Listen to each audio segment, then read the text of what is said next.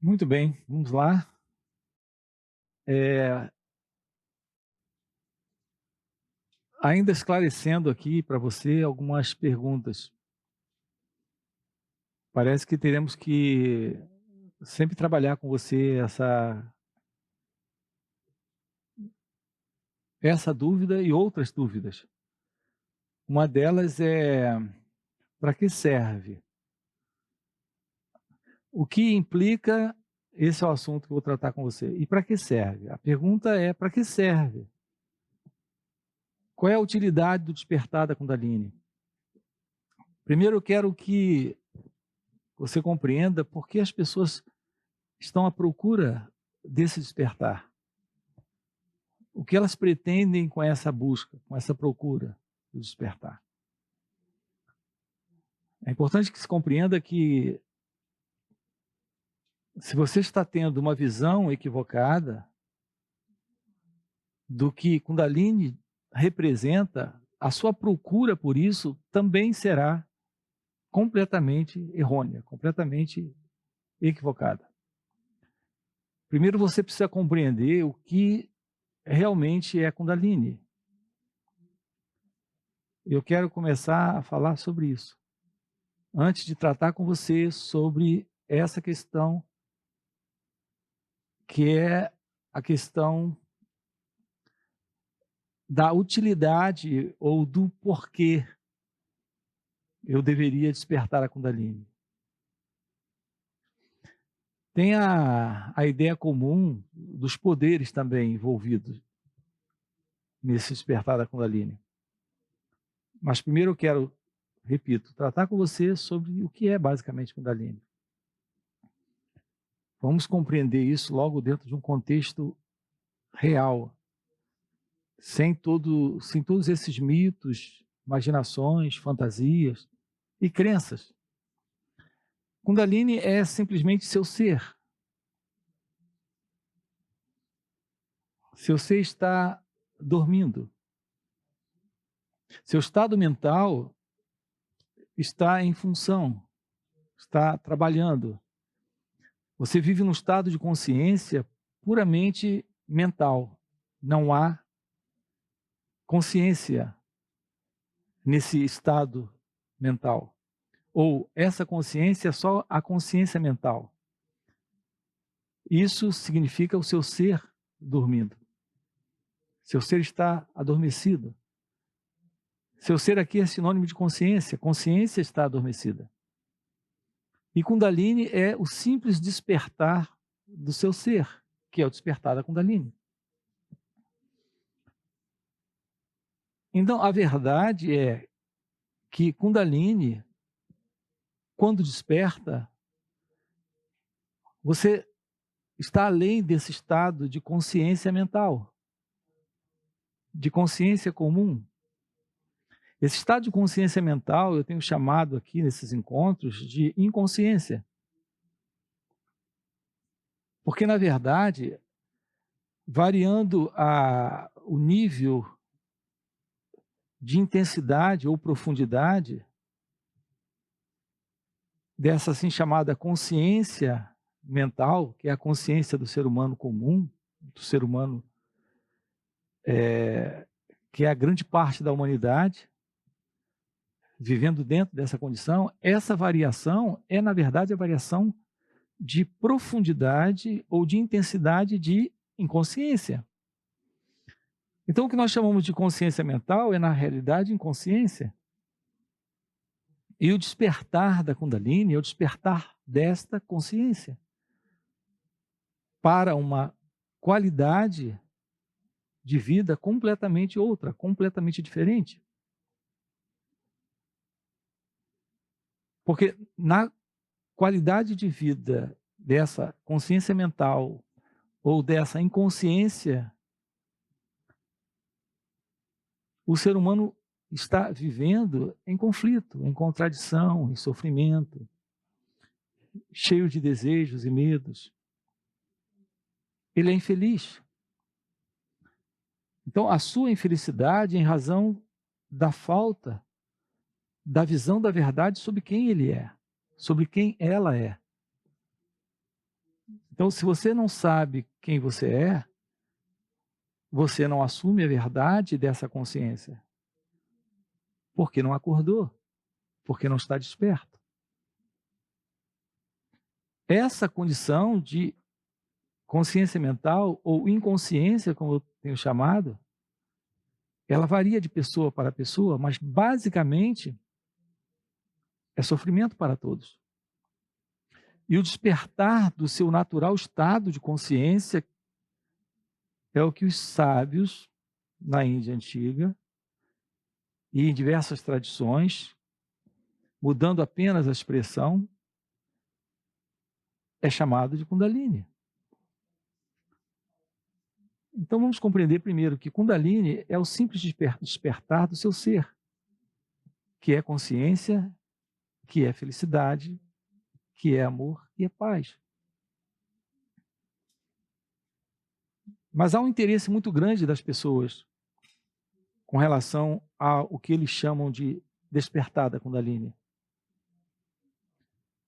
Mas é o interesse do equívoco, porque para eles o despertar da Kundalini é algo que irá representar um poder acrescido a essa pessoa que elas acreditam ser. Então, se você é uma pessoa comum, você vai se tornar incomum. Se você é uma pessoa normal, vai se tornar uma pessoa especial. Se é uma pessoa sem poder, você vai se tornar uma pessoa empoderada. Então, há essa busca pelo empoderamento, que é a busca da ego-identidade, sendo especial e se diferenciando dos demais.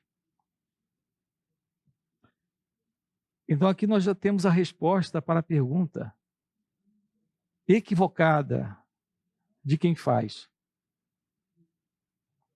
Para que serve o despertar da Kundalini?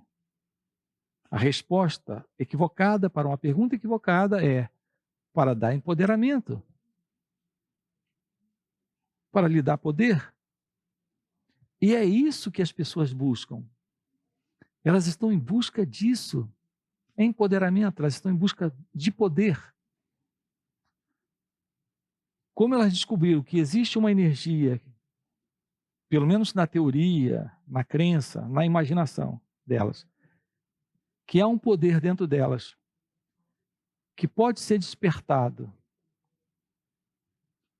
E alguns até, de uma forma muito equivocada, dizem despertado pela Kundalini, como se houvesse esse poder e a Kundalini para despertar esse poder.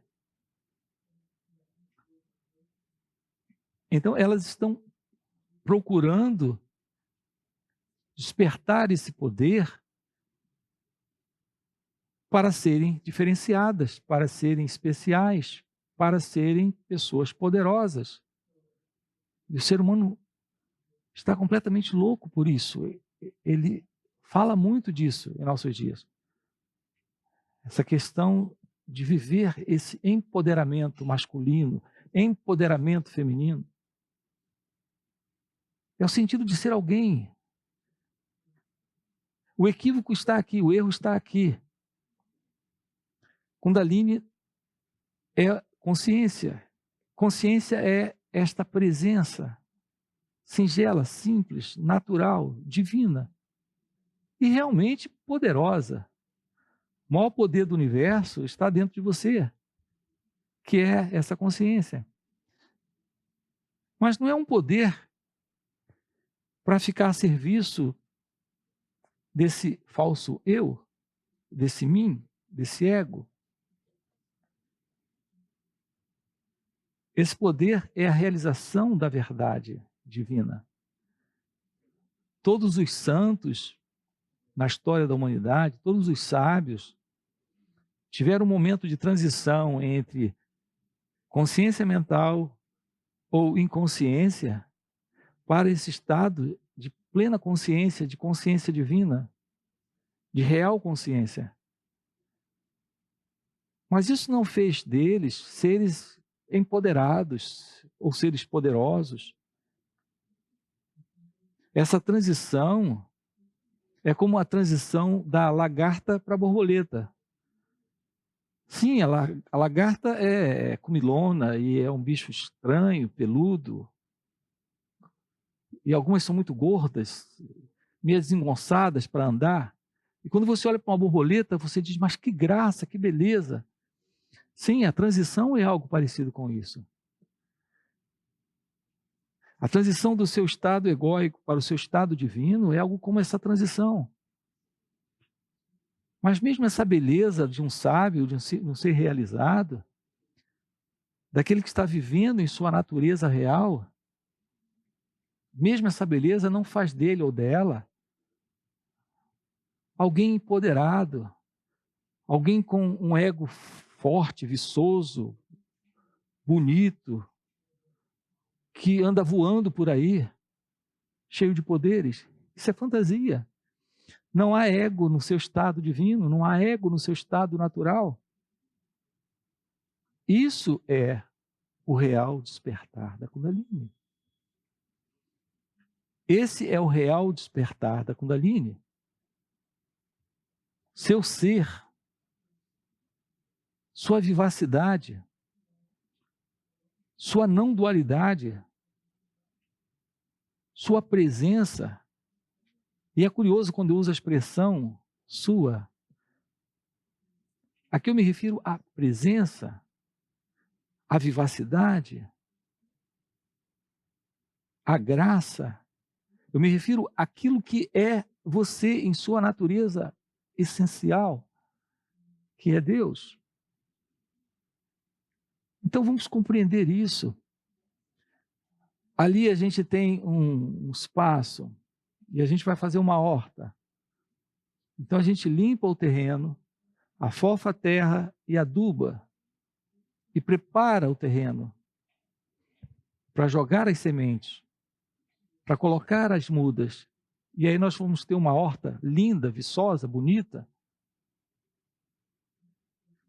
Aqui, o trabalho do despertar da Kundalini, que é dessa realização de Deus,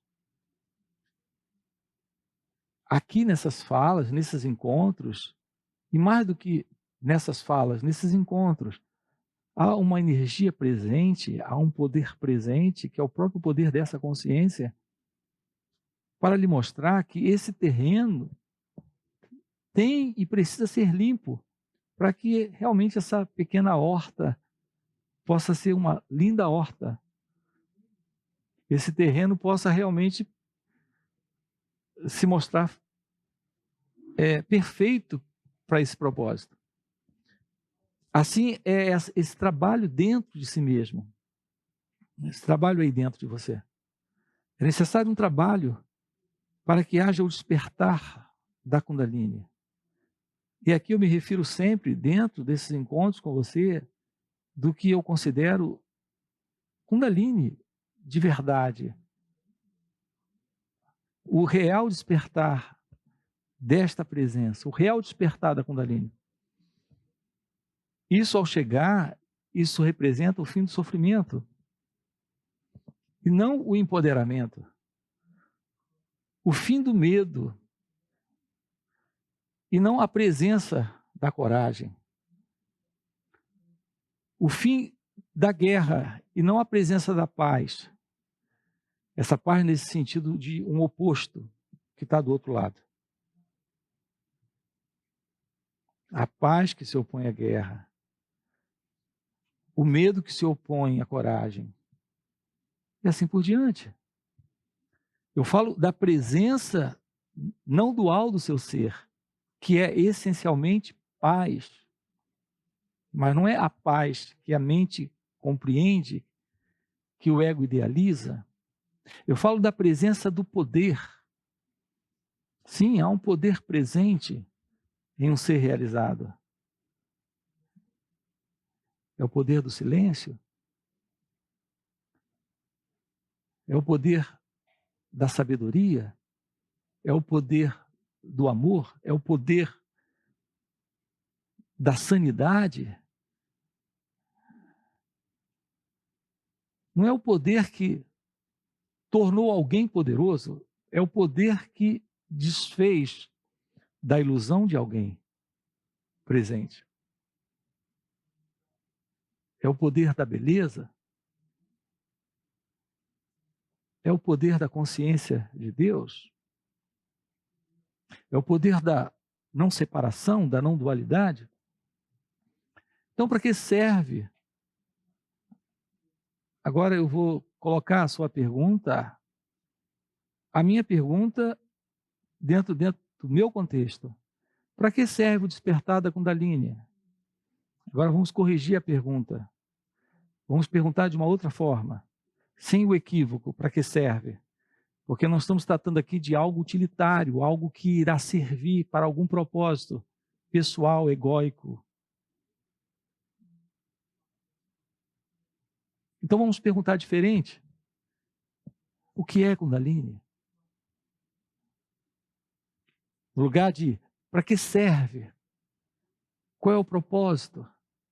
Não, vamos perguntar o que é Kundalini, porque a resposta para o que é Kundalini você já compreende de verdade qual é o propósito desse despertar. E é o que eu me refiro aqui dentro desses encontros com você o tempo todo. O propósito desse despertar é ele concedeu a ciência da verdade sobre o seu ser.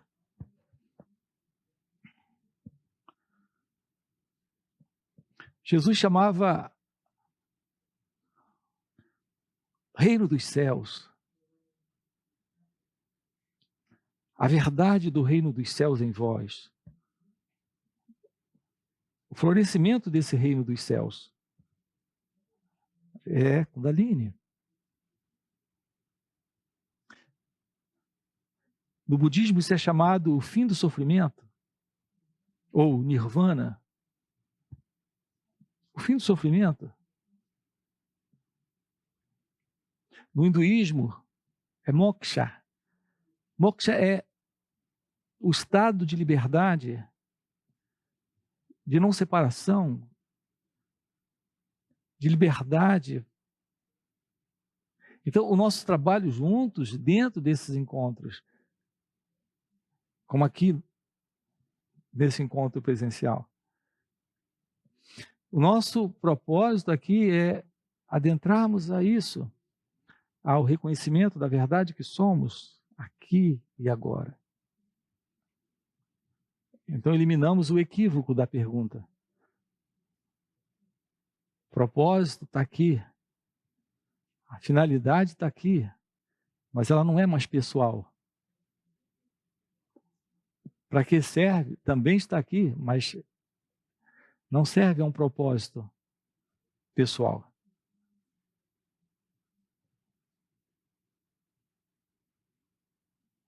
Não tem sido assim, em geral. Não tem sido assim. Toda aproximação do ego é para aquisição. É para adquirir, é para possuir e para ter poder para os seus próprios fins, para as suas próprias finalidades, puramente egóica, puramente egocêntrica. E nós descartamos tudo isso. Aí é claro, alguém quando pergunta, mas então é ou não perigoso isso? Sim. Não há perigo maior na vida do que permanecer na ego-identidade. Esse é o maior de todos os perigos. Permanecer vivendo, carregando esse sentido de separação. Se você precisa passar por um processo de transição, de quebra dessa ego-identidade, seu ego está realmente passando pelo maior de todos os perigos, que é ir além desse sentido egóico, que é além desse sentido de separação. Esse é o maior de todos os perigos. Então, basicamente, não há qualquer perigo, a não ser a ilusão do seu ego em risco e de sua vida divina florescendo, aqui e agora. Então, esse é o assunto para vocês hoje dentro desse encontro. Ok?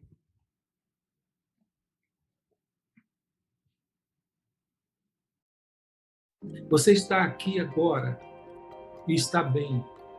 Um pensamento surge e lhe mostra uma imagem de algo que está faltando. Então surge o desejo. Agora você não está mais bem, você está inquieto. Então o desejo também está dentro desse contexto de sofrimento.